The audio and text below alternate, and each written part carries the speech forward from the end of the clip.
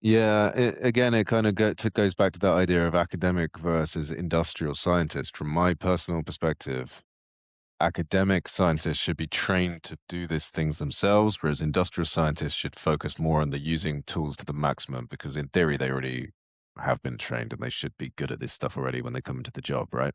Hmm. So we may see those things diverge a lot more in terms of what the jobs would look like. It makes me think of the example of Uber versus taxi drivers, right? You know how the taxi drivers in London used to have, well, they still do, the knowledge. They would be able to tell you exactly the route with precise street names and how long it would take to get from one place to another of the whole of London.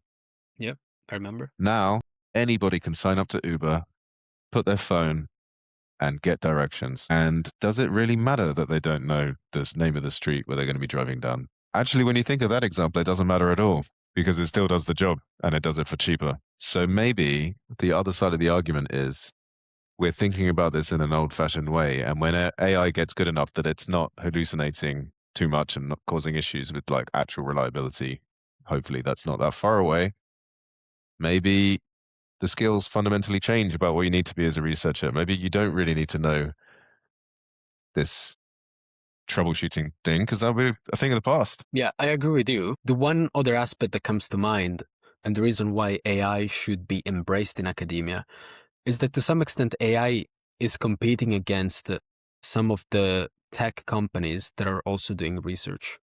I think that I was looking at some numbers, I don't remember the exact values, but there's been a strong shift from the PhD and postdocs they used to continue doing research in academia and are now moving to tech companies such as Google, OpenAI, not only in the AI and machine learning space, but also in many other fields. Because obviously there is better compensation, but also because now the tools and research is at the same level. Whether you're doing research in academia or whether you're doing research for a private company, you get access to the best technology. You get Yeah. access to the latest model. You know, you got no limitations in budget for your experiments. And so what is the incentive now for academia? Because academia has been regarded as the source of free and accessible research that it's then promoted to the public for free. And so it's the source of free knowledge.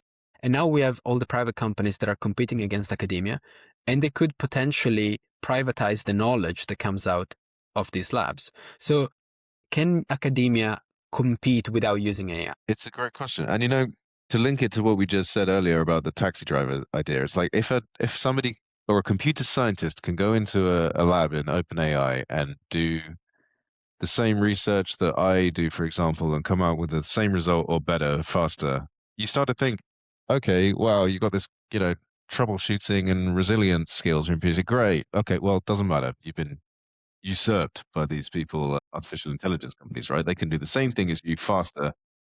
Like, screw your troubleshooting. You don't need it at all. It's an old fashioned skill to have. Like, great, you know the streets of London by name. Amazing. You're still more expensive than an Uber, so sorry. No.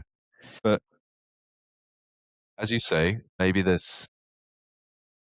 people hang on. What I just said is true. Then you don't even need to have these people being trained to use the stuff, do you? That would just be able to do it itself. Yeah, I guess the idea of an expert researcher itself might actually be obsolete at some point. Sort of really worst case, from my perspective, worst case scenario. The AI can just do your job for you completely.